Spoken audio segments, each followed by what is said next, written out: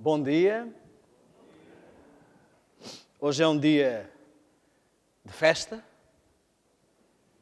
Eu estou muito satisfeito por ter estado na vossa companhia durante esta semana.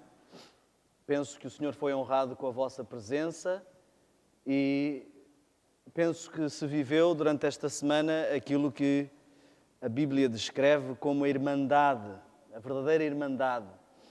Eu senti-me em casa de mais do que de amigos, em casa de irmãos. O bom do Adventismo, o bom que existe neste povo, nesta igreja, a todos os lugares onde vamos, é que há uma identidade, há uma unidade e nós nos sentimos em casa. Não importa aonde formos, sempre parece que, apesar de conhecermos as pessoas há pouco tempo, parece que já nos conhecemos há longa data. Eu quero dizer-vos que a mensagem de hoje é uma mensagem muito solene. Quando eu comecei a pregar sobre a Guerra dos Sentidos, o meu foco era a música e o cinema.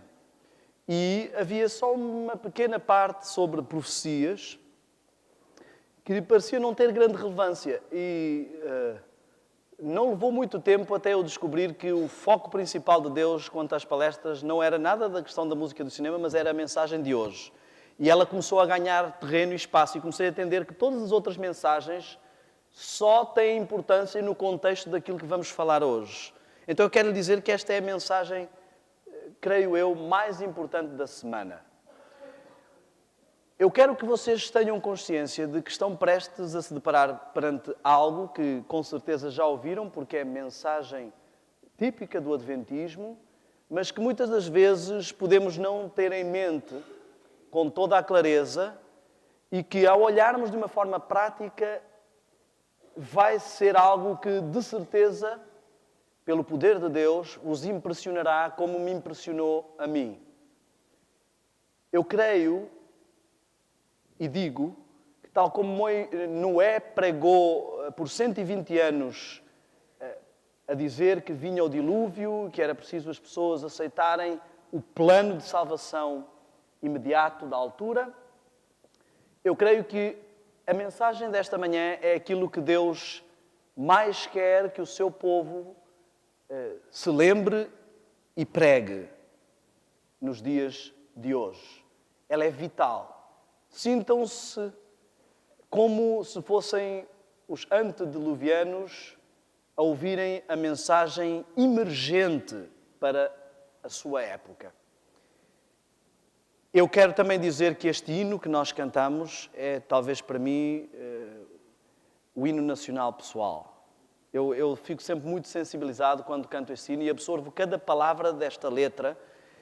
E ele tem toda uma colocação de arranjo e eu gostaria de partilhar isso convosco, talvez ele possa ser também o vosso hino tema. Há um dever que Deus nos confiou. Isso não é um dever apenas, é um privilégio muito grande. Esta manhã eu vou ter o privilégio de partilhar convosco, de refletirmos sobre o amor de Deus e o seu plano da salvação extraordinário.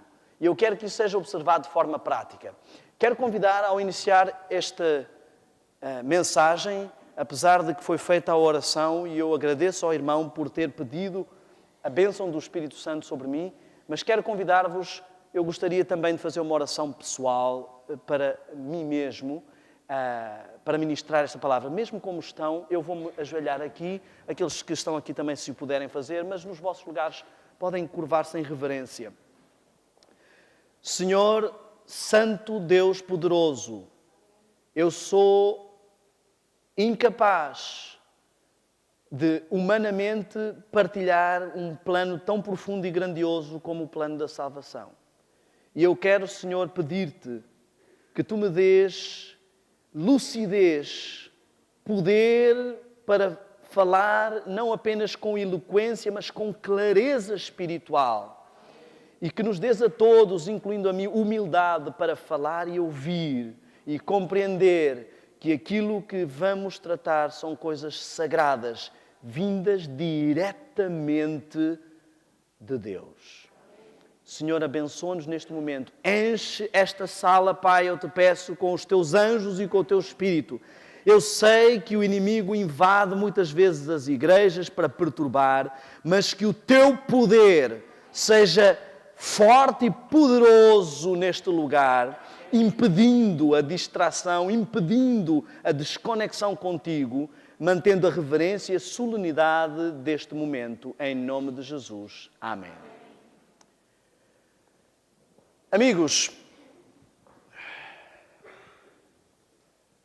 eu cresci como adventista toda a minha vida e toda a minha vida ouvi falar das mesmas coisas que provavelmente vocês têm ouvido. Mas durante grande parte da minha vida essas coisas não eram entendidas, não eram devidamente apreciadas e não eram práticas, ou de forma prática aplicadas à minha vida. E de certa forma se tornaram como um clichê, algo teórico, algo sabido superficialmente, mas que não despertava o mesmo interesse que outras coisas do meu dia-a-dia que me fascinavam. Pela graça de Deus, aos 33 anos, eu costumo dizer que eu morri tal como Cristo e morri para uma vida anterior e começou uma nova vida. E o fascínio que hoje tenho pelas coisas espirituais é o fascínio que eu gostaria de vos contagiar, em especial aos jovens. Muitas vezes olhamos para este livro e eu, como contei no sábado passado, houve fases na minha vida que este livro não me despertava interesse. Mas hoje eu vejo coisas, as mesmas coisas, com um olhar tão fascinante que eu vejo que é impossível que este livro tenha sido escrito ou idealizado por homens. Só pode ter saído de Deus. Só mesmo Deus. Uma das coisas que mais me fascina em Deus é a capacidade de sincronizar fatores diferentes, vidas diferentes, momentos diferentes da história. Desde as profecias paralelas, o paralelismo profético, uma mesma palavra que sai da boca de Deus pode ter vários cumprimentos em vários momentos da história com uma precisão incrível. Isso é fantástico. Vemos isso em Mateus 24, quando ele responde aos discípulos para a situação deles e para o povo de Israel e ao mesmo tempo respondendo para toda a história do povo cristão com uma precisão incrível. Amém? Isto é extraordinário. Temos um Deus fantástico. E eu queria que esta manhã, mais do que técnica, mais do que doutrina teórica, saíssemos desta sala apaixonados e impressionados com o maravilhoso Deus que temos e que não há nenhuma teoria evolucionista que possa contrapor aquilo que vai se passar aqui esta manhã pelo poder de Deus. Eu queria que entendêssemos o seguinte. Falámos esta manhã, esta semana, sobre a guerra dos sentidos, as avenidas da alma, aquilo que ataca e aborda o indivíduo. Eu vou virar um pouquinho mais o quadro, só para aqueles que estão aqui. Não sei se vale a pena, vocês é que sabem. Como queiram. Eu vou tentar que todos vejam, conseguem ver? O indivíduo, que significa aquilo que não se pode dividir, ele é composto por uma vertente espiritual, uma vertente mental e uma vertente física que se projetam numa interação social. Bom, se vão para aí, então eu volto a virar isto um pouco assim, para ficarmos todos. Numa interação social. Deus nos criou com estas 3 dimensões. E nós falámos aqui acerca de como o inimigo interage connosco. A dimensão espiritual era a forma como vivíamos. Éramos seres espirituais, apesar de termos uma vertente física.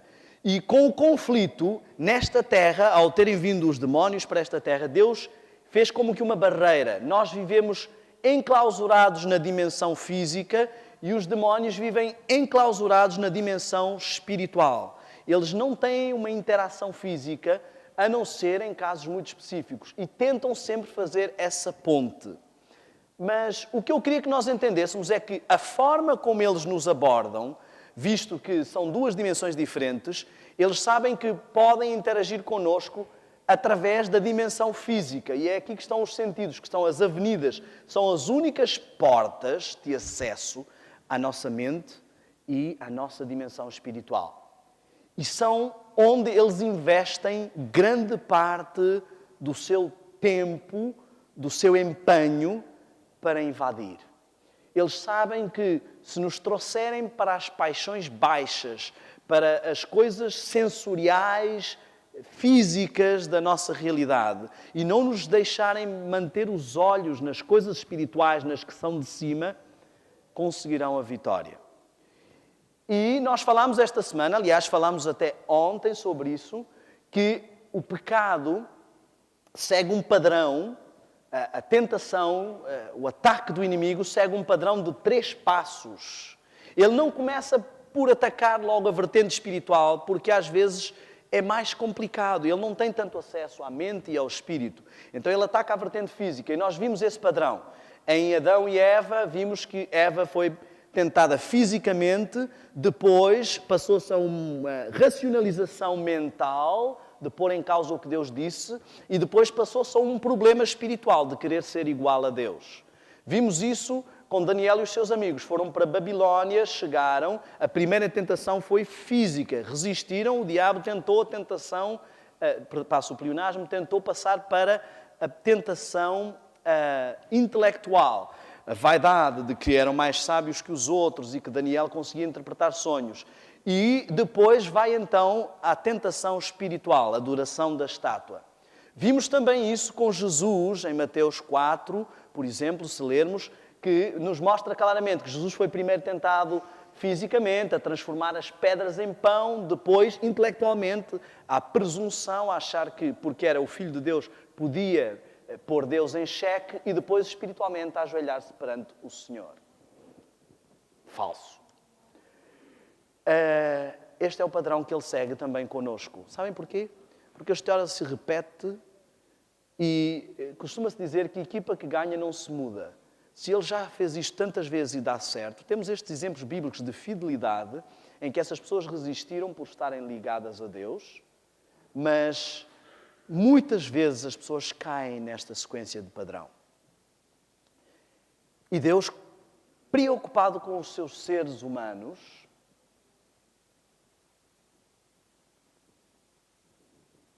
criou um antídoto.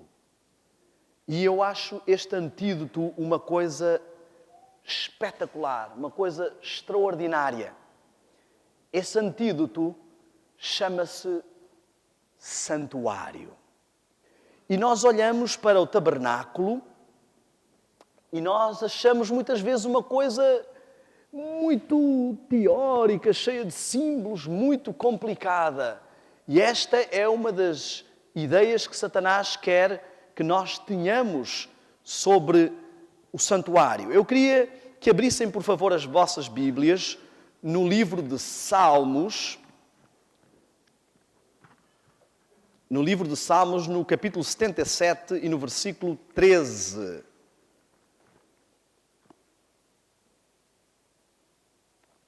Salmos 77, 13. Diz assim: os teus caminhos, ó Deus, são santos, diz a minha versão. Outras versões dizem: o teu caminho, ó Deus, está no santuário. Nós somos convidados a andar nos caminhos do Senhor. E em Hebreus 9, 24, eu vou fazer como na semana passada, vou citar muitos textos e não vou lê-los todos por causa do tempo. Mas em Hebreus 9, 24, nós vemos que Deus nos diz que Cristo, não, através de Paulo, não entrou num santuário feito por homens, mas num santuário no céu, do qual este é a figura. Então, nós estamos aqui a olhar para as coisas espirituais quando olhamos para o santuário. E também Paulo nos diz em Hebreus que este é o caminho. E a Bíblia nos mostra em várias situações que o caminho para chegar a Deus é este. Nós vemos que o santuário é composto por 3 partes. o pátio, o santo e o santíssimo. E eu queria que olhássemos para o santuário, para o tabernáculo, de uma forma fascinante e não de uma forma teórica, mas de uma forma prática. Aqui está o segredo de compreender como chegar a Deus, como chegar à salvação, como ser redimido. Reparem, se nós começarmos a analisar, nós começamos a entender que a Bíblia nos diz que Cristo é o centro da mensagem, é o centro da Bíblia, é o centro de tudo. E o santuário, no fundo, ele é um reflexo de Cristo. Querem ver? Temos a porta. Quem é a porta? Jesus. João 10, 9 nos diz que ele é a porta e se alguém entrar por ele, salvar-se-á. Temos depois o Cordeiro. Quem é o Cordeiro de Deus que tira o pecado do mundo? Vemos que João Batista se referiu assim a Jesus em João 1, 29, vemos isso. Eis o Cordeiro de Deus que tira o pecado do mundo. Temos a água. E nós vemos que Jesus nos diz que nos dará a água da vida. Dele provém, da rocha provém a água. Apocalipse 21, 6, nós vemos essa situação. Temos depois, no lugar santo, a mesa com o pão. Quem é o pão da vida? Jesus. João 6,35 ou 6,48 nos diz que Jesus, ele diz, eu sou o pão da vida. Logo a referência do eu sou nos remete para Deus, visto que é uma afirmação que Jesus utilizou várias vezes. Ao dizer eu sou, ele não está apenas a pronunciar um verbo, mas ele remete à situação de que Deus é o nosso pão da vida, Deus é a nossa porta. Através de Jesus, ele se coloca nessa situação. Depois temos o altar que representa o quê? O que é que representa este altar? As orações dos santos. E em nome de quem é que nós pedimos? Em nome de Jesus. E nós vemos que Jesus também é muitas vezes chamado de anjo do Senhor. E ele ministra perante o altar. E vemos que muitas das atividades neste processo do plano de salvação estão aqui reveladas. Depois temos o candelabro com as lâmpadas. E quem é que é a luz do mundo? João 8,12. Jesus é a luz do mundo.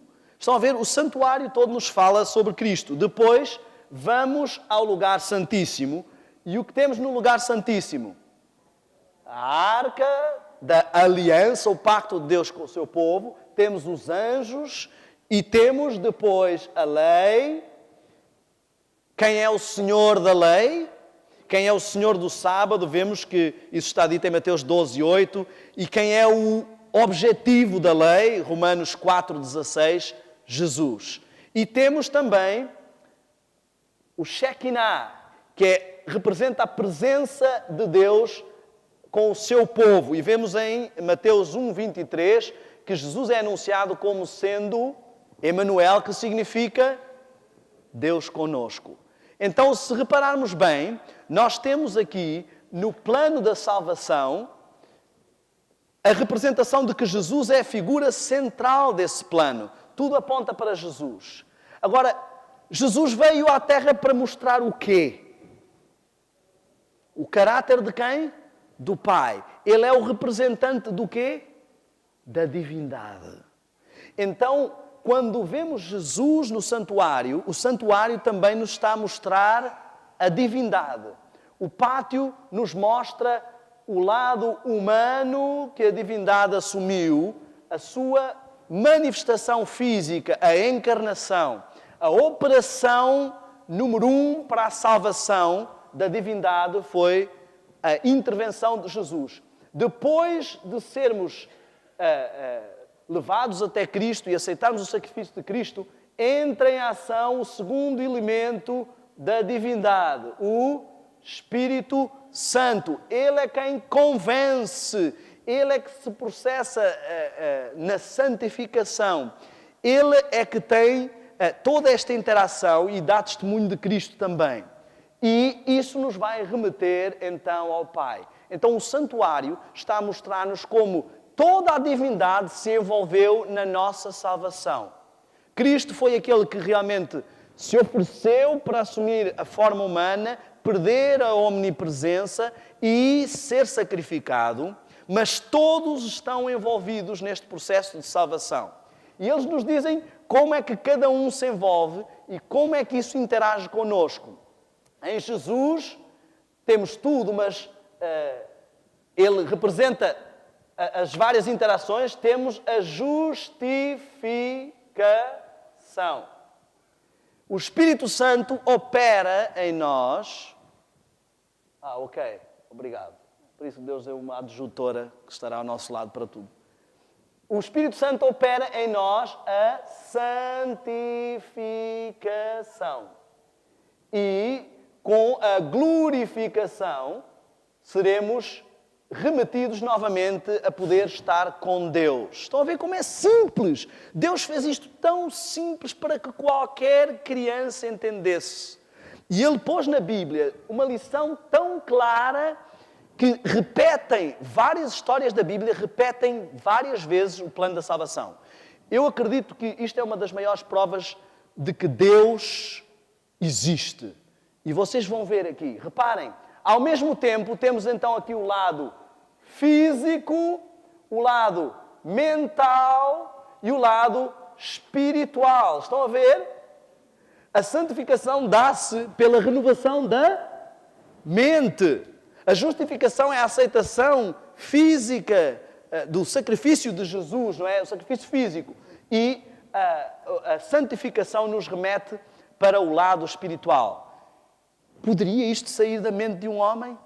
Impossível. Eu digo-vos, Deus, com a sua presciência, Ele olhou para a história da humanidade, analisou cada vida e tem plena consciência de cada vida e literalmente foi costurando, escolhendo descendência após descendência qual seria a descendência do Messias. Até o número de gerações bate certo, 14, 14, 14. O número de juízes bate certo. O número de patriarcas bate certo. Tudo encaixa. É impossível que isto tenha apenas acontecido. E as vidas foram escolhidas para todas refletirem o plano da salvação. Isto é extraordinário. Quer ver? Vamos começar por Adão. O que é que aconteceu com Eva? Eva era o quê em relação a Adão? Esposa. Temos alguém que também recebe o nome de Adão. Quem é? Jesus. Então, Adão, primeiro Adão tem uma esposa que é Eva. Eva significa mãe de todos. O segundo Adão, Cristo, tem uma esposa que é quem? A Igreja, que é também a mãe de todos os que são salvos. Eva, a mulher representa o quê? Igreja. Afasta-se do esposo e cai dominada pelo inimigo. Também quando a Igreja se afasta de Cristo, cai dominada pelo inimigo. Ela cai no padrão da tentação. E por isso é que Deus dá um antídoto que reverte o padrão da tentação. Exatamente o padrão que o diabo segue, Deus dá um antídoto que contrapõe esse padrão. Depois, nós vemos o seguinte. Quando eles caíram, perderam o brilho, perderam o lado espiritual, digamos assim, entrou em lacuna, e eles fizeram uma coisa. O que é que eles fizeram? Descobriram que estavam nus, esconderam-se. É a tentação que nós sentimos depois de cair em tentação. A tentação seguinte do diabo é não vir a Cristo. E é o grande erro que muitos fazem. E depois eles fizeram uma coisa para esconder a nudez. O que é que foi? Cozeram o quê? Folhas de figueira. Onde é que vemos mais figueiras na Bíblia?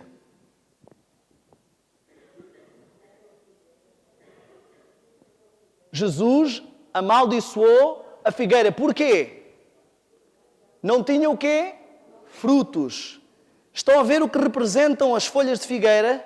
Justiça própria. eu não tenho frutos e arranjo uma série de floreados para tapar a minha nudez espiritual.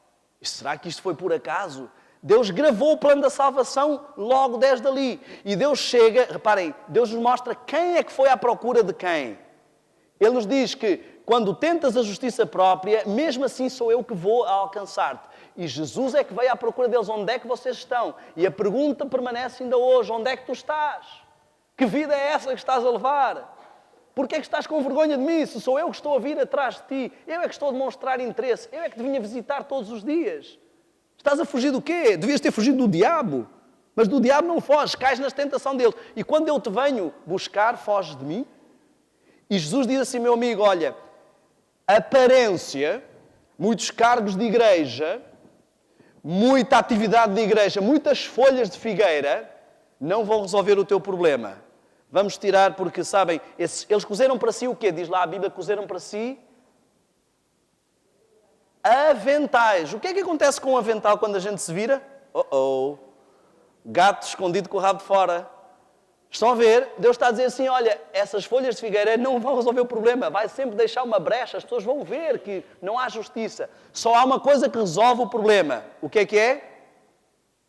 O cordeiro. Jesus mata um cordeiro, derrama-se o sangue e agora eles estão vestidos e cobertos pela justiça de Cristo. Será que isto é por acaso? Nada é por acaso. Eu poderia passar aqui a manhã toda a contar histórias. Veja a história de José. A história de José, um tipo de Cristo. José, ele se destaca dos seus irmãos porque é o único que realmente agrada ao Pai. Os outros são todos com defeitos terríveis. Também Cristo, entre nós, os seus irmãos, é o único que agrada ao Pai. O que é que distingue a José? A sua túnica, o que representa a túnica? Justiça. A sua túnica é colorida, se destaca em relação a todas as outras. Também a justiça de Cristo é superior à nossa, se destaca. E nós muitas vezes sentimos inveja. José foi traído pelos irmãos, tal como nós traímos a Cristo. Por causa dos irmãos que eram uns trastes, ele foi mandado para uma terra distante, para o Egito, que representa a contraposição do povo de Deus. Também, por causa do nosso pecado, Cristo teve que abandonar a sua casa, a casa do Pai, e foi mandado para uma terra distante, para o Egito daqui, para ficar à mercê de um faraó. Estão a ver? Para a traição de Cristo, foi levada a mensagem ao Pai de que José tinha morrido. E como é que mancharam as suas vestes de justiça? Com sangue de quê? Cordeiro. O que é que manchou a veste de justiça de Cristo, senão o sangue que foi derramado por nossa causa? José foi vendido por moedas de prata. Jesus foi vendido por moedas de prata. Será que é por acaso? Impossível. Raabe nos mostra claramente que uma mulher prostituta foi resgatada. Porque uma mulher representa uma igreja e nós vemos que ali Cristo, em Oséias, foi buscar a sua igreja, mesmo sendo prostituta. Em Ezequiel 16 diz que foi buscar e lhe deu como que um casamento, pôs a aba do seu manto. E vemos que Raabe vai agora tentar salvar a sua família, tal como nós temos o dever de ir buscar os nossos irmãos. E diz assim, todos que estiverem debaixo da tua alçada, apesar de que tu eras prostituta, todos que estiverem debaixo da tua alçada, sob uma fita vermelha que representa o sangue do Cordeiro, serão salvos. Tal como todos os que conseguimos trazer da nossa família para congregarem, para estarem debaixo do sacrifício de Cristo, com a Igreja de Cristo, por muito que a nossa vida passada tenha sido terrível, serão salvos. Jericó representa todo o mundo que quer impedir o povo de Israel de chegar lá. As muralhas de Jericó caem e só permanece. Pode haver todo o turbilhão, pode haver crises no final deste tempo, mas só a casa de Raabe, apesar de ter sido uma vida de um traste, mas recebeu o sangue do Cordeiro, só essa permanece. Oh, meu amigo, se não existe Deus, não existe mais nada nesta terra. Porque é impossível que todas estas histórias se encaixem e representem todas juntas o plano da salvação. Deus quer que você entenda de uma vez por todas que Ele fez tudo o que era possível para salvá-lo. Tudo. E para você gravar esta história, Ele representou com símbolos simples Ele repete várias vezes, Jacó, olhem só, vamos encontrar algo extraordinário. A história da salvação se divide em 2 tempos, 2 fases. Eu talvez vá apagar aqui, penso que já interiorizamos esta parte para escrever em cima, para ser mais visível a todos. Olhem como é extraordinário o nosso Deus. A história da salvação, o plano da salvação, se divide em 2 partes principais. Antes de Cristo, depois de Cristo. Antes de Cristo representa a primeira parte do povo de Deus. Depois de Cristo representa a segunda parte do povo de Deus. E o que nós temos é que a segunda parte também se divide em 2 partes. Até 1844 e a partir de 1844 está representada a história da humanidade. O plano da salvação ao longo da história está representado no santuário. Olhem, o povo de Israel passou e saiu do Egito e a primeira coisa que fez antes de sair foi matar o quê? O cordeiro. A segunda coisa que fez foi passar o quê? As águas do mar vermelho, que representam o batismo. O mar se abriu e ficou para trás tudo o que era a vida egípcia sob as águas, purificado. E eles andavam, nós devemos ser batizados pelo Espírito e pela água. E eles andavam sempre acompanhados de 2 coisas. Uma coluna de fogo e uma coluna de nuvem. Água e fogo. Temos que ser batizados pelo Espírito e pela água. Isto tem que acompanhar a nossa vida espiritual. Reparem, eles saem e vão para o deserto. O deserto sempre representa santificação. Vemos que Jesus foi para o deserto, João Batista foi para o deserto, Elias foi para o deserto, o povo de Israel foi para o deserto, Moisés foi para o deserto. Quem quer se preparar vai para o deserto. E diz que a mulher fugiu para o deserto para ser alimentada por Deus. Se nós não nos isolarmos das influências das pessoas, o que menos há no deserto é gente e o que menos há no deserto é água. A água representa povos para além da palavra. Então, se não nos isolarmos da influência do que está à nossa volta, se não entrarmos no deserto da santificação na nossa vida, não chegaremos à terra prometida. Reparem, a primeira coisa que eles têm no deserto é a presença do Senhor. O Senhor fala com eles diretamente. Eles querem chegar à lei. É impossível chegarmos à lei. Muitos adventistas tentam guardar a lei, seguir a lei, sem fazer o processo do santuário, sem irem todas as manhãs e todas as noites aos pés do Senhor para ser justificados. O caminho é este. Aquele que não entra pela porta é ladrão. Se não entrarmos pela porta, nunca chegaremos à lei. Se não nos humilharmos perante o Senhor, se não compreendemos o que é verdadeiro arrependimento. Não é dizer, Senhor, desculpa lá que eu pequei mais uma vez, Senhor, desculpa lá, não faço mais. E continuar a deixar esta mancha no nosso coração. Nós temos que compenetrarmos a cada falta. E isso só pode acontecer se todas as noites, todas as manhãs, nos chegarmos perante o Senhor, se reservarmos tempo para isso e nos compenetrarmos de que esta mentirinha que eu disse ao vizinho foi o que pôs Cristo na cruz. Muitos de nós, estamos arrependidos das consequências dos nossos pecados, mas não dos nossos pecados. Por isso é que continuamos a cometê-los, porque não estamos compenetrados de quão hediondos eles são. Pedimos desculpa ao Senhor e nos arrependemos da consequência, mas não do pecado em si. Precisamos pedir ao Senhor verdadeiro arrependimento, porque isto é um dom do Senhor. Então, passando o deserto, a primeira coisa que eles encontram é o maná, o pão que desce do céu. Não é incrível isto? Tudo encaixa. Deus conta o plano da salvação milhares de vezes, sem conta, na Bíblia, em todas as histórias. Ei, isto não é só um livro de histórias. Isto é o livro da história. É o grande livro. Aqui está o manual mais precioso que o ser humano pode ter. Isto é um livro fantástico. Um livro que nos mostra Deus real. Quando se diz que é a palavra, não é só palavras de Deus. É a palavra. É o seu próprio Pai Celeste a dialogar contigo. Ok. Então nós vemos a primeira fase, o povo de Israel. A segunda fase, a igreja. A igreja tem 7 fases. Ok? Até chegar... Perdão, eu não devia ter representado assim, porque esta última fase seria aqui. Então temos 1, 2, 3, 4, 5, 6, 7. 7 fases. Eu estou a representar esta maior porque já vamos entrar ali. Reparem, nós vemos algo muito extraordinário. Querem ver outra vez Deus a contar esta história de outra forma? Quem era o povo escolhido na primeira fase? Quem? Israel. Quem é o povo escolhido na segunda fase? Israel espiritual. Quem é o pai que dá o nome a Israel? O pai do povo é Abraão, que representa Deus como pai também do Israel espiritual, mas há alguém que vai dar o nome de ser Israel, descendente de Abraão.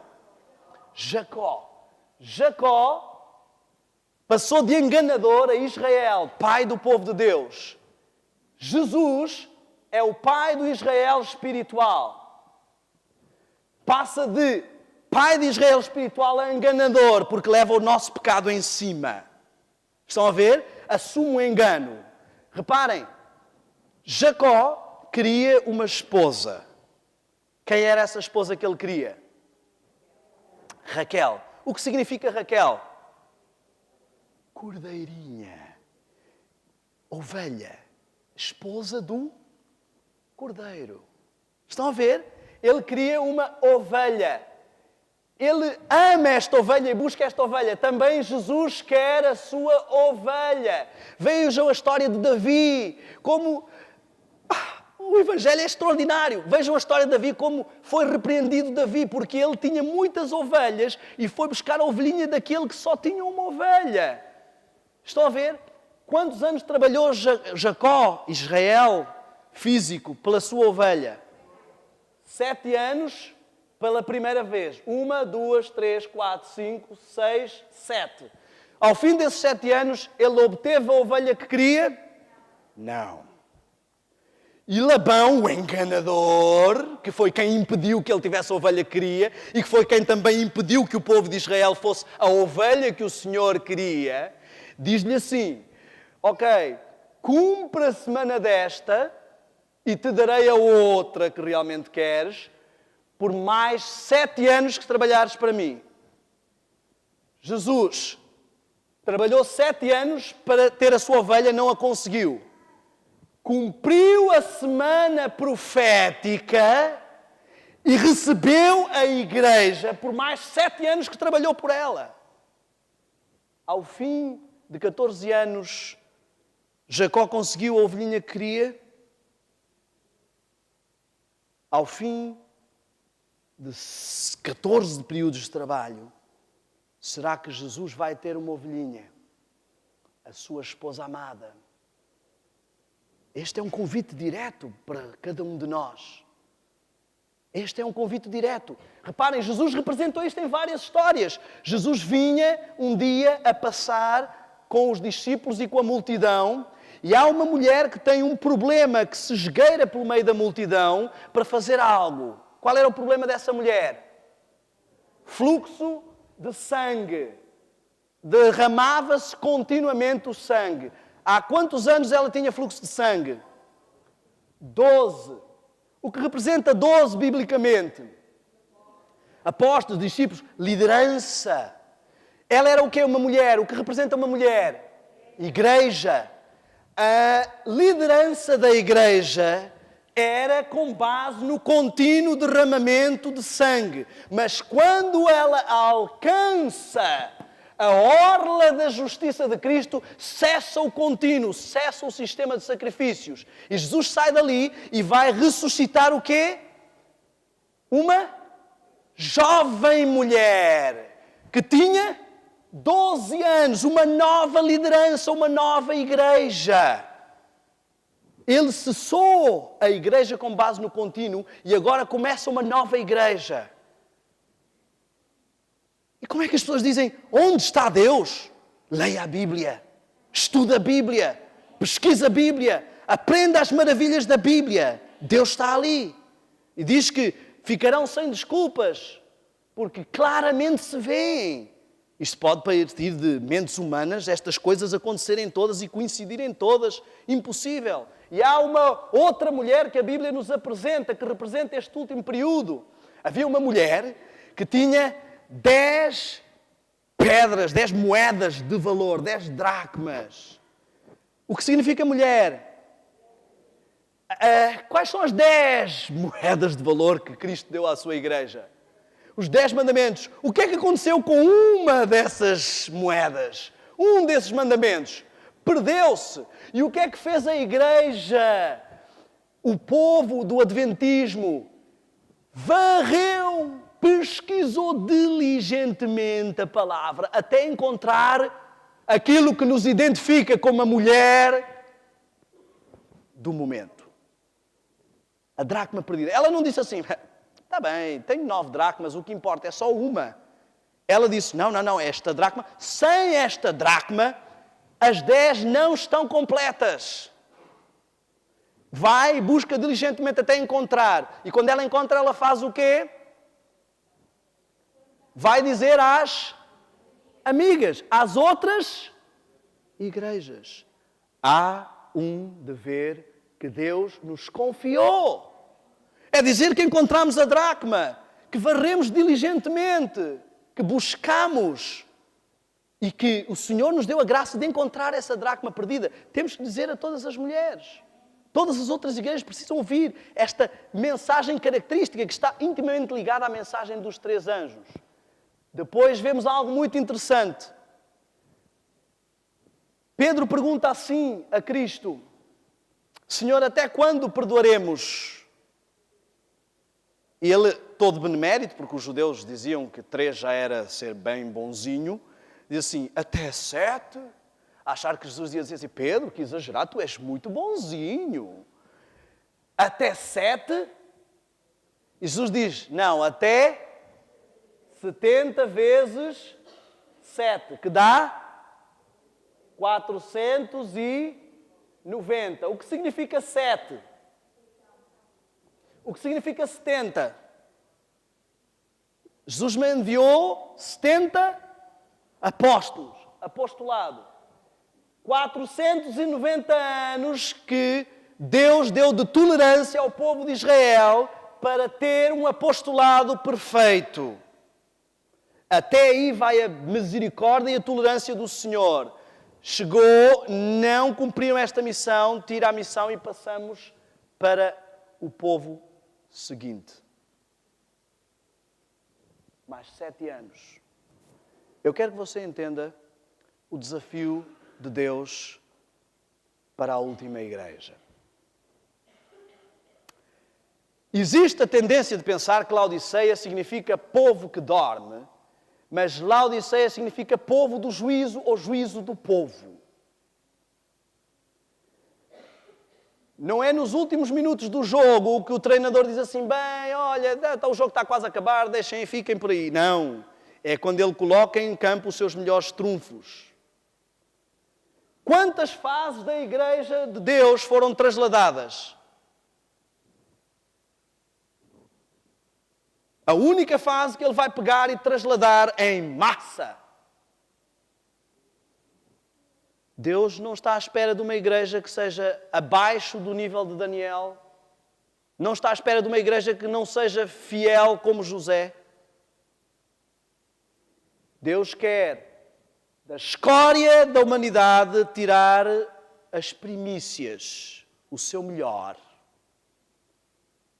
E é para isso que Deus o chamou. Você que está aqui esta manhã, é para isso que Deus o chamou.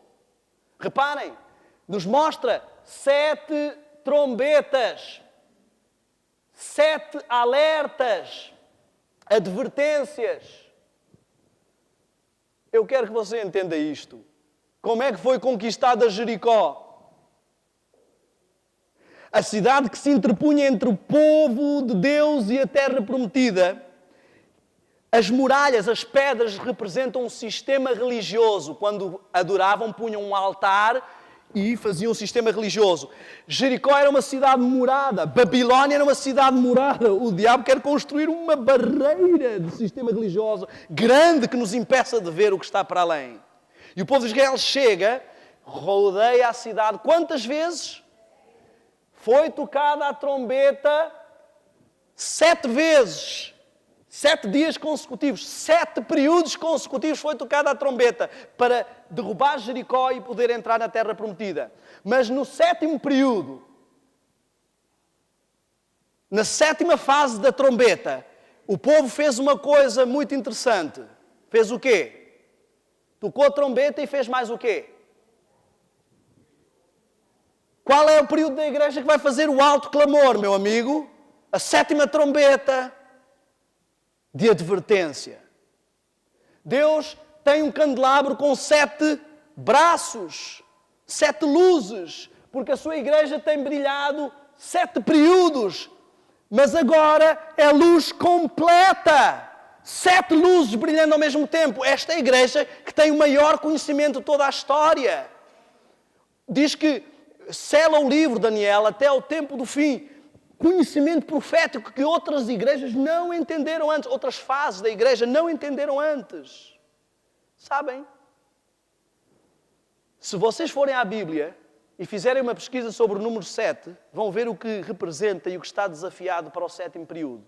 Olha só, Noé, para a salvação do povo da altura, entrou para a arca e ficou 7 dias até começar a chuva. A Igreja de Deus está à espera há 7 períodos para receber a chuva seródia. Elias mandou o servo ver se havia água 7 vezes. Da 7ª vez, chuva. Chuva seródia é o que vai receber este período. Reparem, Naamã tinha um problema. Qual era o problema? Lepra. Nós vemos que isto é o que Deus pede, é que nós, como Moisés fez, temos lepra, o Senhor nos tira a lepra, vamos e testemunhamos, e as pessoas crerão que o Senhor nos libertou da lepra. Naamã mergulhou quantas vezes? Deus tentou uma igreja pura, tentou uma igreja pura, tentou uma igreja pura, tentou uma igreja pura, tentou uma igreja pura, tentou uma igreja pura. Trabalhou a pureza da sua igreja. Foi todo um processo para chegar a ter uma igreja que seja liberta do poder. As portas do inferno não prevalecerão contra ela. Amigos, vocês foram chamados para ser a cabeça e não a cauda. Por que é que insistimos em ser a cauda? Por que é que Deus nos dá uma mensagem de saúde e nós insistimos em ter vergonha, não acreditar nela e deixar que até os espíritas, os hinduístas, os shintoístas e todas as outras religiões acreditem no vegetarianismo, acreditem na mensagem de saúde e nós, renitentes? Por que é que queremos ser a cauda? Quando Deus nos chamou para ser a cabeça.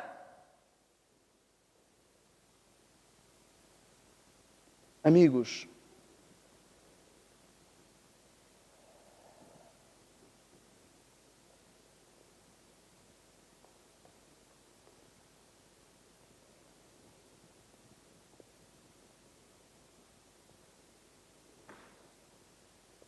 Deus já nos disse de 1001 formas o que Ele espera de nós. Já nos mostrou de 1001 formas tudo o que Ele já fez por nós.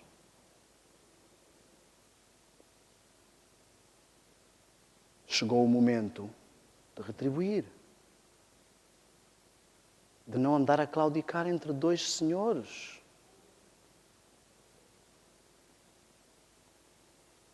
Vocês sabem o que é o privilégio de ser chamado por Deus, escolhido?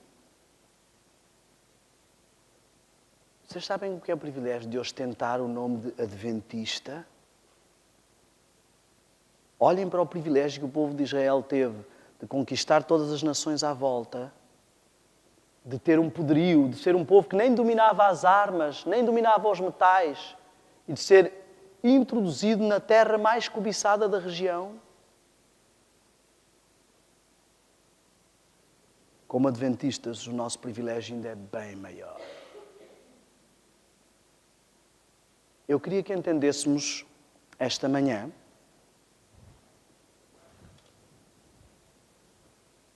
o momento profético em que estamos. Eu não sei se vamos conseguir ver o momento profético em que estamos. E eu queria que entendêssemos algo muito sério. Que Deus quer dizer à sua igreja. Eu queria que entendêssemos que Deus nos apresentou um plano. Parece complicado quando olhamos para as 2.300 tardes e manhãs. Ele disse, até 2.300 tardes e manhãs e o santuário será purificado. Até 2.300 tardes e manhãs e eu começo o último período da igreja. A igreja que vai apresentar-se perante o Senhor pura. Aceite. Cordeira. Simples, não é tão complicado assim. Reparem, trabalhou, cumpriu a semana, trabalhou mais 7 períodos e agora começa o 7º período e vai ter a sua esposa. Eu queria que entendêssemos algumas coisas. Muitos de nós sabemos que esta igreja começou em 1844. Sabemos que temos a verdade. Eu lembro-me quando era criança que o meu pai ia às vezes com encontros com testemunhas de Jeová e Mormons, e eu lembro-me nitidamente às vezes sair e dizer, pai, hoje nós ganhamos, hoje demos-lhes a valer. Eu não compreendia que o que estava ali em casa eram vidas. Se aquelas vidas perderam uma batalha com a verdade, elas perderam a sua vida eterna. Nós às vezes, a nossa visão fica tão enclausurada nas coisas deste mundo que não reparamos. Reparem, muitos de nós, tudo o que sabemos é que vem aí a segunda vinda. Falámos sobre isso a semana passada. Está o mundo inteiro à espera da segunda vinda. Satanás tem sempre a doutrina da segunda chance. Reparem, quando surgiu este movimento, falámos também sobre isso a semana passada, várias contrafações surgiram, várias revoluções aconteceram. Nós temos profetas que se dizem assumir como profetas. Temos uma religião que se diz como ciência, que é o evolucionismo. Religião é qualquer coisa que te aproxima do teu Deus. E o evolucionismo nos afasta de um Deus e nos aproxima de outro Deus, que é o eu, que é o mesmo Deus da nova era, que é o mesmo Deus que o diabo apresentou a Eva da primeira vez que a tentou. Tu podes ser um Deus. Busca o Deus que há em ti. O diabo tem a mesma mentira por 6.000 anos e as pessoas continuam a cair nela. Revolução religiosa, revolução filosófica, revolução musical, consumismo, indústria do cinema, exploração do planeta. Todas estas coisas surgiram ao mesmo tempo que a Igreja de Deus, que o último povo, que a última missão. O início do tempo do fim. Amigos, alguns estão a pôr o seu marco na porta da graça. Bom, enquanto a porta da graça não fechar, eu posso andar com o pé dentro e o pé fora. Quando eu vir que a coisa está a ficar preta. Acontece que sairmos daqui e formos atropelados ali à frente, Deus queira que não, fechou a porta da graça. Acabou. Ei, um dia ias aceitar a Cristo? Já era. Pior. Se eu ouvir muitos sermões sobre reavivamento, muitos apelos do Senhor, muitas mensagens para reformar a minha vida e não as ouvir e começar a habituar-me a isso e a amolecer e elas já não tocarem o coração, fechou a porta da graça.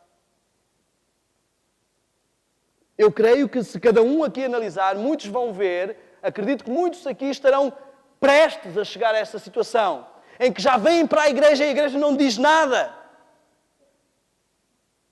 É o melhor lugar para dormir. Vem à igreja porque tem amigos. Vem à igreja porque os pais vinham. Porque é uma rotina. Porque o Senhor não se agrada se eu não aparecer. Porque aquela é a igreja do Senhor. Para manter alguma política com Cristo. Para nós não azedarmos as relações. Porque eu quero ir para o céu. Muitos que já não são tocados pelo Evangelho. O Evangelho que uma vez conheceram e despertou o primeiro amor, talvez sejam prestes a fechar a porta da graça. Porque o problema que fecha a porta da graça na consciência e no pecado contra o Espírito Santo é ouvir que Jesus está a bater à porta e fingir que não ouvi porque a música estava muito alta ou o filme estava muito forte. Nem sabemos quando fechará a porta da graça, só sabemos que alguns entre o decreto dominical e o decreto de morte, irá fechar. Nem o diabo saberá, nem o povo de Deus saberá. E nós, mesmo muito atentos, podemos não nos aperceber que a porta da graça está a fechar no nosso coração. Muitos adventistas põem como marco o decreto dominical. Opa, eu estou aqui numa vida dupla, mas quando sair o decreto dominical, há uns que não gostam de falar. Há uns que não gostam de falar sobre isso, que isso é alarmismo e tudo mais. Há outros que só põem nisso o foco. Muitas pessoas perguntam-me, em muitos lugares onde eu prego no mundo, irmão, o que é que acha? Acha que o decreto dominical está quase a sair ou acha que ele não está... E as pessoas parecem que têm medo do decreto dominical. O decreto dominical é a grande oportunidade que vamos ter de ter os olhos do mundo todos voltados para nós e testemunhar perante as câmaras, nos tribunais, a ser transmitidos ao vivo e dizer assim, olha, mesmo com a cabeça a prémio, eu ainda prefiro amar e obedecer a Deus. Porquê é que temos medo disto? A grande oportunidade de dizer ao mundo que Deus é melhor, mesmo que a morte. Mesmo que a morte seja ali o prémio. Como é que disseram os amigos de Daniel, fica sabendo ao rei que se Deus quiser nos salvar, salva. Se não quiser, ainda assim é melhor do que tu, Babilónia. Estão a ver? Grande oportunidade. Este não é um marco, meu amigo, eu quero dizer-vos o seguinte. Olhem para a mulher de Ló, diz a Bíblia, lembrai-vos da mulher de Ló. Nós vamos ali para Sodoma e Gomorra, Ló, mas quando a coisa ficar preta, a gente foge, porque sabemos profeticamente que há um dia que temos que ir para o campo, que temos que abandonar tudo, sair das grandes cidades, sair do sistema. E chega esse dia, mas eles não se apercebem. E o anjo vem lá, por oração intercessória de Abraão, para os empurrar e para levá-los a sair. E ela começa a pensar, a casa, tantos anos para pagar a casa. O carro, paguei a última prestação do carro. A faculdade dos miúdos, quase que iam tirar o doutorado. E agora tenho que deixar tudo para trás. Fugir para onde? Para as montanhas. Alguns adventistas sonham com o dia em que vão fugir para as montanhas, mas o seu coração está impregnado das coisas deste mundo. E quando tiverem que fugir, não terão força como a mulher de Ló para deixar de olhar para trás. Hello? Como é que eu vou ter força para obedecer a Deus com a cabeça a prémio quando hoje eu não tenho nem vontade de estar com Ele? Não, espera. Esqueci-me de um detalhe. O grande engano de Satanás, a segunda chance que os adventistas muitas vezes ficam a olhar para ela. A chuva serôdia, não, agora a minha vida está uma miséria, eu não ligo nada para as coisas espirituais, mas quando vier a chuva serôdia, eu vou ficar super forte, eu vou enfrentar e fazer o alto clamor, eu vou enfrentar o decreto dominical, vai ser fantástico. Que Deus tão justo. Vocês não o escolhem servir ao Senhor e Ele chega e faz plim. Deixa-me fazer uma pergunta, porquê é que Ele não faz plim com o mundo todo? Coitados, os outros vão arder porquê? Somos melhores? Porquê é que Jesus, quando chegar, não vai dizer assim, ok, ninguém quis me obedecer, todos quiseram fazer outro caminho, os adventistas, vamos começar por eles, também quiseram fazer outras coisas, mas vamos aqui, plim, vamos para o céu, vamos embora todos. Se Deus vai fazer plim com a chuva serôdia, porquê é que Ele não faz plim hoje? É tão difícil a vida cristã, deixar tanta coisa, um plim resolveria tudo. Senhor, eu quero um plim. Não é forçar a vontade, é respeitar a minha vontade, a minha escolha. Eu quero um plim. Deus não trabalha assim.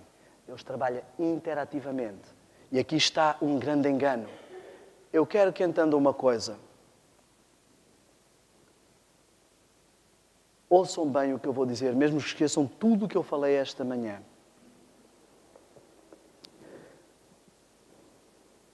Há dois tipos de enganos. Dois extremos. Os que pensam que tudo é obtido sem esforço e os que pensam que com esforço obtêm tudo. Esquerda e a direita. Vá lá ler o que diz de os teus ouvidos ouvirão uma voz por trás de ti dizendo este é o caminho do santuário. Não desvies nem para a esquerda, ficar só na justificação, só no amor, nem para a direita, ficar só na lei e na santificação. Segue o caminho. Ninguém é salvo pelo seu esforço, mas ninguém é salvo sem fazer esforço. Diz assim que a porta é estreita, o caminho é difícil. E diz lá que muitos se esforçam para entrar nela. Porque o esforço representa o quanto eu quero. Eu não me esforço para ser salvo, mas eu me esforço porque eu fui salvo. E eu estou muito grato. E eu desejo realmente ser assim. Eu olho para Cristo e fico tão fascinado com Cristo que eu desejo de todo o meu coração ser como Ele, porque é fascinante. Amigos, eu quero que entendam o seguinte. O último sinal antes da chuva seródia, do alto clamor, que o povo de Deus vai ter, é um paralelo da abominação. Uma falsa chuva seródia. Um falso alto clamor. Satanás sempre trabalha com contrafação. Antes de chegar o verdadeiro Cristo, ele traz um falso Cristo. Antes de chegar a verdadeira igreja, ele traz contrafações e falsos movimentos pseudo-religiosos. Antes de chegar o verdadeiro reavivamento e reforma, ele traz um falso reavivamento e reforma. Antes de chegar o verdadeiro alto clamor, ele traz um falso alto clamor. Antes do povo de Deus começar a falar verdadeiramente línguas como no Pentecostes 1, a expulsar verdadeiramente demónios como no Pentecostes 1, e a ser essa igreja como no Pentecostes 1, ele vai fingir que já se estão a expulsar demónios. O que vemos hoje, meu amigo, já é o cumprimento da falsificação da chuva seródia. Até Portugal, que é um país que não liga muito a estas coisas de religiões evangélicas e pentecostalismo, está invadido pelo pentecostalismo. Na América do Sul, a cada dia surge uma nova igreja. As pessoas estão entusiasmadas. Há competição para ver quem expulsa mais demónios, quem fala mais línguas. Nos Estados Unidos existem megatemplos, 5.000, 7.000 pessoas reunidas. Meu amigo, abra o olho. O falso reavivamento já começou.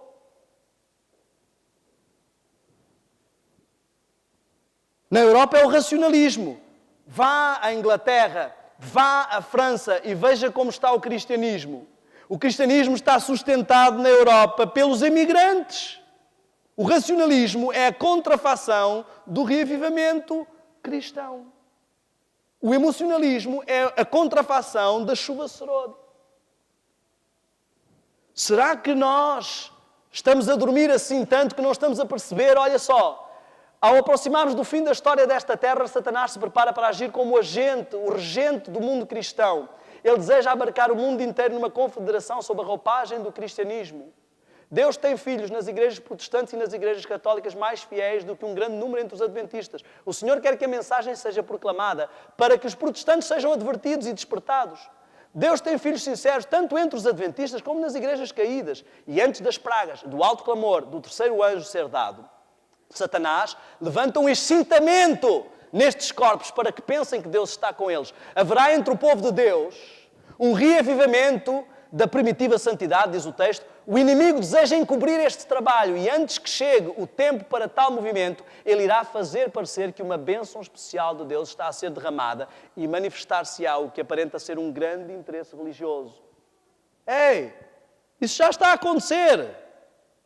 As igrejas cristãs, evangélicas e pentecostais estão a crescer desmesuradamente. A revolução espiritual já está a acontecer. A afirmação do racionalismo já está a acontecer. Amigos, profeticamente nós estamos exatamente aqui. Eu não estou a falar do futuro.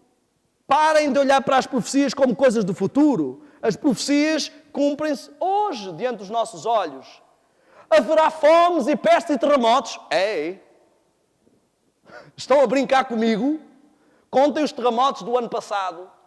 Contem as fomes, os tsunamis e as pestes deste ano. O ano mal começou. Vejam os problemas de aquecimento global. Alarmismo. Amigo, Se alguém tem a casa a arder, eu não vejo uma forma de chegar lá e dizer: existe uma pequena conflagração na sua habitação. A pessoa, conflagração, sim, tranquilo. Eu tenho que dizer: ei, amigo, a casa está a arder, para ele sair a correr. Ele não precisa ser alarmista. Ele não precisa dizer: a casa está a arder, o que é que eu vou fazer? Não, com senso e cego. Uma coisa que eu apreciei ao ver as imagens do Japão é o civismo e a tranquilidade com que aquele povo foge de um tsunami. Ou de um terremoto. Sabem porquê? Eles estão habituados a terremotos. A casa está toda a tremer, os prédios a vergar e eles a segurarem os móveis tranquilamente. E nós, como povo de Deus, devíamos estar assim, disciplinados. A casa está toda a tremer, toda a gente preocupada com crise, em pânico, e nós estamos tranquilos. Crise, o meu pão e a minha água serão certos. Crise, isto que vemos hoje não é crise, meu amigo. A verdadeira crise está para chegar em breve. Quando o povo de todo o planeta estiver desesperado e castigado com pragas, estiver desesperado em busca da verdade e não consegue achar, estiver desesperado em busca de um verdadeiro arrependimento que não consegue mais sentir, quando muitos adventistas que não estudaram profundamente a Bíblia estiverem sem saber mais em quem é que acreditam, porque um diz uma coisa, outro diz outra, e todos são estudiosos, quando começar a confusão doutrinária, quando começarem os ventos de doutrina que estão a começar, aí é que vão ver o que é crise. Essa questão financeira não me preocupa minimamente, considerando com o que está aí para chegar. Alarmismo? Isto é alarmismo? Abra a sua Bíblia e diz lá: homens desmaiando de terror. Será que isso é alarmante? Um tempo de angústia como nunca houve. Será que isso é alarmante? Eu quero que entendamos o seguinte de uma forma bem simples, racional, lógica. Não há nenhum motivo para o povo de Deus ter medo do que se aproxima. Nenhum. Como não havia nenhum motivo para o povo de Deus em Israel temer os povos à sua volta. O Senhor é conosco. Agora temos que ver os sinais. Eu quero que entenda o seguinte. Preste, por favor, muita atenção a isto que eu vou dizer esta manhã. Por favor, saia do clichê, do estereótipo, da rotina de vir a este templo ao sábado de manhã, ouvir um sermão e ir para casa e continuar a sua vida normalmente. Caia na realidade. Faça um clique agora. Nós não estamos apenas aqui na igreja. Nós estamos no meio deste planeta que está assolado por todo o tipo de problemas. E nós estamos aqui como povo de Deus. Igreja do Senhor reunidos. E eu estou aqui porque o Senhor me enviou a esta igreja, como tem enviado a vários lugares. Não porque eu seja ninguém, toda a gente conhece o meu passado, eu não preciso estar a repetir. Eu não sou ninguém para estar a falar isto aqui. Mas uma coisa eu sei. Ninguém consegue refutar o que eu digo, porque não fui eu que inventei esta mensagem é do Senhor. Abra a Bíblia, abra o Espírito de Profecia, pegue e ligue para a publicadora e peça preparação para a crise final, leia de uma ponta à outra. Este livro está escrito desde os anos 40. Esta igreja está iluminada por Deus há muitos anos. Sabemos tudo. Precisamos é parar de brincar de cristãozinhos. Reparem, amigos, o que eu estou aqui a dizer é muito simples. Desculpem o meu tom um pouco acelerado. Eu estou com pressa porque a hora segue e estou também... Eu fico desesperado. Como é que as pessoas veem a onda a chegar e estão tão tranquilas? Estão tão ocupadas. Assim como foi nos dias de Noé. O dilúvio estava para chegar e toda a gente estava preocupada com a faculdade, com o trabalho, com a escola, com o carro, com a casa, com a crise, com o IRS. E não se aperceberam. Será que nós estamos a repetir a história? A repetir a história do dilúvio, a repetir a história de Israel e não nos apercebemos? Ouça, por favor, o que eu vou dizer. Eu levava uma vida dupla, como já disse aqui. E quando comecei a ver as coisas a acontecer, eu disse, até eu não sou assim tão bobão que vá cair nessa. Isto está por demais. Estamos a ir muito longe. As coisas estão demasiado óbvias. Eu digo-vos sinceramente, pessoalmente, para mim, a vida secular perdeu todo o sabor. Nós reabrimos a nossa empresa para o sustento do nosso trabalho missionário, porque prazer em estar a trabalhar para outros clientes, para estar em negócio, eu não tenho nenhum. Prazer em estar ocupado com as coisas do mundo, eu digo sinceramente, eu não tenho nenhum. Mas eu estou aqui, não vou ser o alien e vou continuar até o Senhor chegar a fazer as coisas por testemunho. Mas eu quero que entendamos o seguinte. O último sinal antes de Deus derramar o Espírito Santo sobre o seu povo. Vou fazer isto mais específico. A última coisa que vai acontecer antes de Deus derramar uma dose especial do Espírito Santo na tua vida. A ti, que Ele te convidou para vires para esta igreja.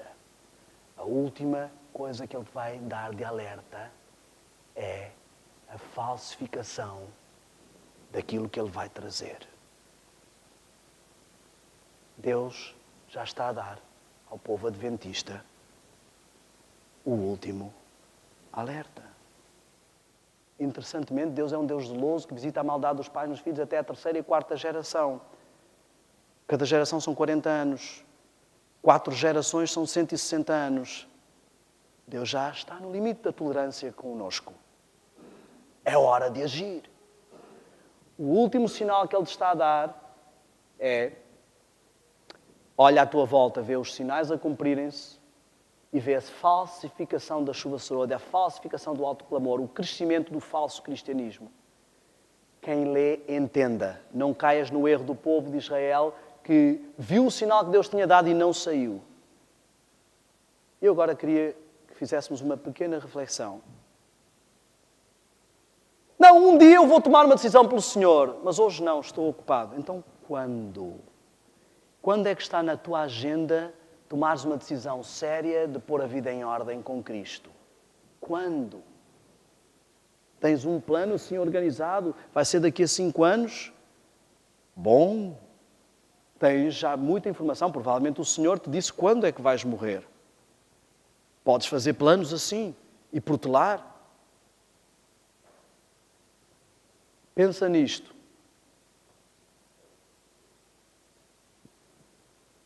Quem lhe entenda, depois de uma falsa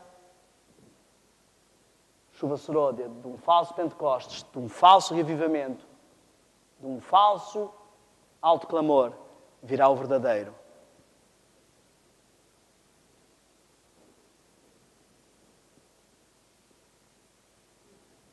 A Igreja de Deus tem feito vários alertas.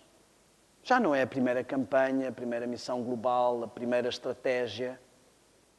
Mas não é à toa que Deus deu ao seu povo um novo presidente, um lema que te lembra: reavivamento e reforma é a palavra de ordem para o povo de Deus hoje. E Deus quer que essas 2 palavras atinjam o seu povo da cabeça aos pés. Eu vou-te dizer uma coisa com toda a sinceridade. Pode ser que isto seja só mais uma estratégia da Igreja, daquelas que não muda nada, que toda a gente continua a ser virgem louca, sem pôr azeite na lâmpada, sem buscar o verdadeiro Espírito Santo, sem deixar de ser Laodiceia. Mas eu te digo, e se é desta? E se é desta vez que o motor pega? E se é desta vez que o fogo acende? E se é desta vez que a igreja se inflama? E se é desta vez que o povo se arrepende, é realmente reavivado e vive uma reforma? E se é desta vez que a igreja entra nos eixos? E se é desta vez que a igreja é purificada? Vais ficar de fora desta.